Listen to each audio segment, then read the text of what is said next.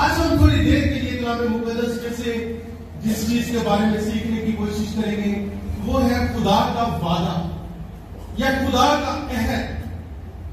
پرانے عہد نامے میں ہم دیکھتے ہیں کہ ابراہیم جو تھا ابھی تک اس کا نام بدلا نہیں گیا تھا.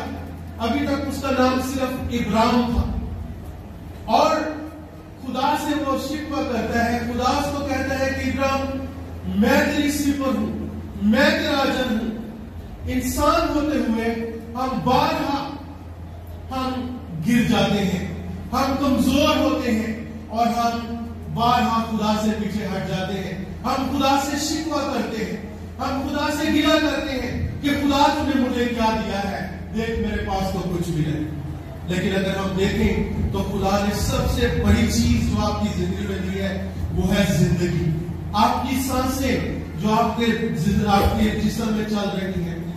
اس کے ساتھ ساتھ اگر آپ اپنے ارد گرد نظر لگا کر اس دنیا کی نعمتوں کو گننا شروع کریں تو شاید ہمارے پاس وہ الفاظ نہیں ہے کہ ہم اس کی نعمتوں کا بیان کر سکیں.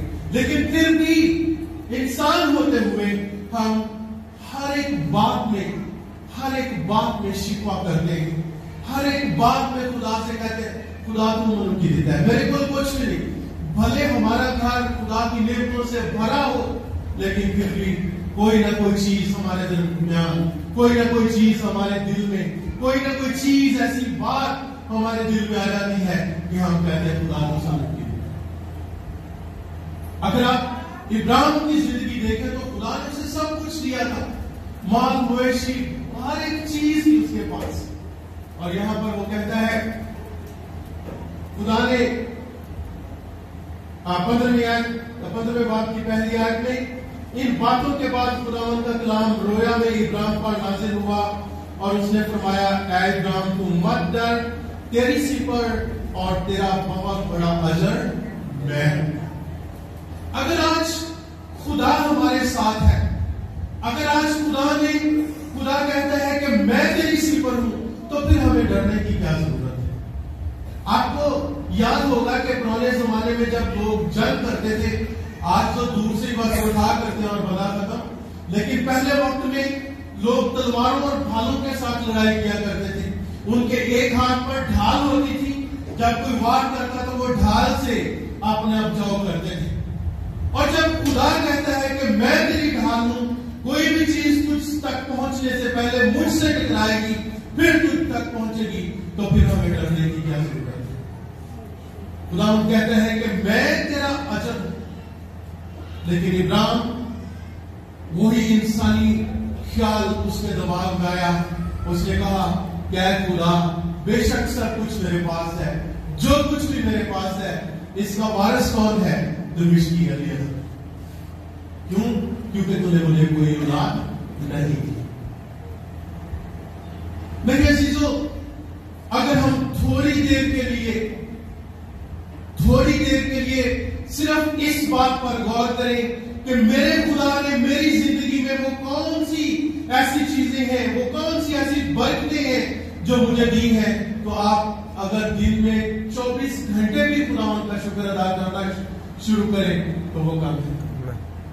وہ ہمیشہ ہمیں شکر گزار رہنے کا فضل دیتا ہے. پولس کہتا ہے کہ ہر ایک بات میں شکر گزاری کے ساتھ خداوند کے حضور جھکا کرو. پھر جب ابراہیم نے یہ کہا تو خدا نے کہا, تب خداوند کا کلام ابراہیم پر نازل ہوا اور اس نے فرمایا یہ تیرا وارث نہ ہوگا بلکہ وہ جو تیرے سلم سے پیدا ہوگا وہی تیرا وارث ہوگا. اور وہ اس کو باہر لے گیا اور کہا اب آسمان کی طرف نگاہ کر اور اگر تو ستاروں کو گن سکتا ہے تو گن. اس نے کہا تیری اولاد ایسی ہی ہو. اب آپ, مجھے نہیں پتا کہ آپ میں سے کتنے لوگ ستاروں کو گن سکتے ہیں, کم سے کم میں تو نہیں گن سکتا. میں نے اس بات کا تجربہ کیا. ایک دفعہ میں اور میری مسز امریکہ میں ایک دور دراز گاؤں میں چلے گئے. رات بڑی صاف رات تھی, ستارے نظر آ رہے تھے. ہم باہر بیٹھے تھے اور ہم کوشش کر رہے تھے کہ ستاروں کو گنے, لیکن یہ ممکن نہ. خدا نے ابراہیم سے کیا کہا کہ تیری اولاد ایسی ہی ہوگی کہ کوئی بھی اس کو گن نہیں سکے گا. اور اگر آپ آج ہم دیکھیں تو ابراہیم کو ہم کیا کہتے ہیں؟ ایمانداروں کا باپ. اس ناطے سے ہم سب اس کی اولاد ہیں. اور اگر آپ پوری دنیا میں اس کی اولاد کا گننا شروع کریں تو شاید میرے خیال میں یہ ممکن نہیں کہ ہم اس کو گن سکیں. اور لکھا ہے کہ ابراہیم اور وہ خداوند پر ایمان لایا اور اس نے اس کے حق میں راست بازی شمار کیا. اس نے کہا کہ ہاں خدا جو کچھ تو نے کہا ہے وہ بالکل ٹھیک ہے, میں مانتا ہوں کہ ایسا ہی ہوگا. لیکن پھر انسانی دماغ, انسانی خیال پھر جاگ اٹھے. اور اگر ہم تھوڑا سا اور آگے بڑھے تو وہ 8ویں آیت میں کہتا ہے اور اس نے کہا اے خداوند خدا, میں کیوں کر جانوں کہ میں اس کا وارث ہوں گا. خدا نے اسے کہا کہ دیکھ میں تجھے کسلیوں کے کور سے نکال لایا اور یہ ملک میں نے تجھ کو کیا کیا ہے, میراث میں دیا ہے. پھر وہ کہتا ہے کہ اے خدا میں کیوں کر جانوں. ابھی خدا نے اسے یقین دلایا, سب کچھ کیا, لیکن پھر بھی وہ کہتا ہے کہ اے خدا میں کیوں کر جانوں کہ میں اس کا وارث ہوں. انسانی خصلت یہ ہے کہ ہم ہر ایک بات میں سوال کرنا جانتے ہیں. ہم ہر ایک بات میں خدا سے کہتے ہیں کہ خدا اگر تو کیا ہے تو ٹھیک ہے جو ہوئے گا, لیکن پھر بھی منو دس کے کیسے ہوئے گا. خدا کا کلام کہتے ہیں کہ آسمان اور زمین ٹل جائیں گے لیکن میرے منہ کی باتیں ہرگز نہ ٹلیں گی, کیونکہ خدا اپنے وعدوں میں سچا خدا ہے.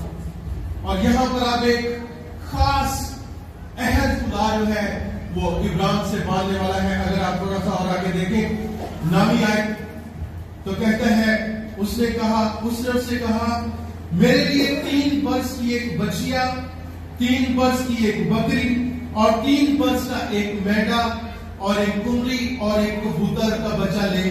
اس نے ان سبوں کو لیا اور بیچ سے 2 ٹکڑے کیے اور ہر ٹکڑے کو اس کے ساتھ کے دوسرے ٹکڑے کے مقابل رکھا, مگر پرندوں کے ٹکڑے نہ کیے. مجھے یاد ہے کہ مجھے اس وقت میں پاکستان میں تھا اور میرا ایک کالا زاد بھائی ہے, وہ ایمبولینس چلاتا ہے, تو مجھے اس کے ساتھ افغانستان کے کچھ علاقوں میں جانے کا اتفاق ہوا.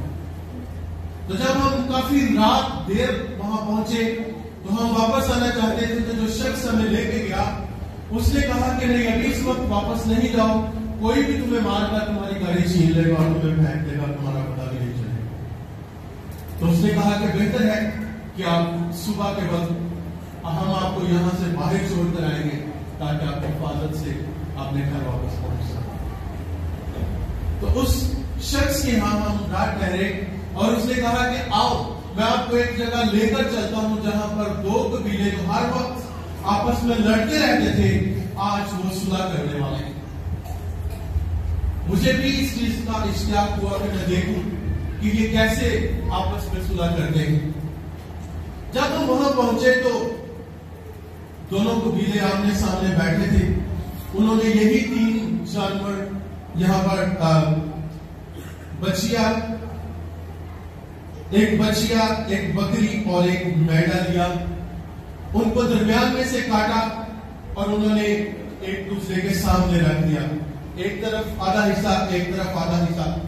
اور دونوں قبیلوں کے سردار جو تھے وہ کھڑے ہوئے, انہوں نے ایک دوسرے کا ہاتھ پکڑا اور وہ ان ٹکڑوں کے بیچ میں سے ہو کر گزرے. اور میں اپنا سر پکڑ کر بیٹھ گیا. میں نے اس کو کہا یہ دیکھ, میری بائبل میرے پاس تھی, میں نے اس کو کہا کہ یہ دیکھ, یہ بائبل بتا رہی ہے یہ جو کچھ کر رہے ہیں کہ خدا کیسے اپنے لوگوں کے ساتھ, خدا نے کیسے ابراہیم کے ساتھ عہد باندھا. تو یہاں پر جب وہ دونوں ہاتھ پکڑ کر ان ٹکڑوں کے درمیان میں سے گزر رہے تھے تو انہوں نے کہا کہ جو بھی پہلے ایک دوسرے پر حملہ کرے خدا ہمیں ان ٹکڑوں میں تقسیم کر دے. یہ تھا راز جو خدا نے ابراہیم سے، یہ تھا عہد جو خدا نے ابراہیم سے مانا. سوال پیدا ہوتا ہے کہ اگر ہم تھوڑا سا اور آگے بڑھے کلام مقدس میں تو آپ بعد میں دیکھیں تو وہاں پر لکھا ہے سورج ڈوبتے وقت ابراہیم پر گہری نیند غالب ہوئی اور دیکھو ایک بڑی ہولناک تاریکی اس پر چھا گئی اور اس نے ابراہیم سے کہا یقین جان کہ تیری نسل کے لوگ ایسے ملک میں جو ان کا نہیں پردیسی ہوں گے اور وہاں کے لوگوں کی غلامی کریں گے اور وہ 400 سال تک ان کو دکھ دیں گے لیکن میں اس قوم کی عدالت کروں گا. اور اگر آپ 17ویں آیت پڑھیں تو وہاں پر لکھا ہے اور جب سورج ڈوبا اور اندھیرا چھا گیا تو ایک تنور جس میں سے دھواں اٹھتا تھا دکھائی دیا اور ایک جلتی ہوئی مشک ان ٹکڑوں کے بیچ میں سے ہو کر گزری. اسی روز خدا نے ابراہیم سے عہد کیا. اب یہاں پر سوال پیدا ہوتا ہے کہ یہ عہد تو دو شخصوں کے درمیان ہے تو کیوں